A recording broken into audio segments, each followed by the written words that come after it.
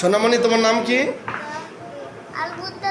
এই লাইব্রেরিতে এসে, এই প্রবাহ গণপাঠাগারে এসে তোমাকে পড়াশোনা করতে কেমন লাগছে? ভালো লাগছে। কোন ক্লাসে পড়ো? 1 ধন্যবাদ। তোমার নাম কি সোনামণি? শামসুন নাহার। এই প্রবাহ গণপাঠাগারে এসে তোমাকে পড়াশোনা করতে কেমন লাগছে? কোন ক্লাসে পড়ো তুমি? 1 ধন্যবাদ।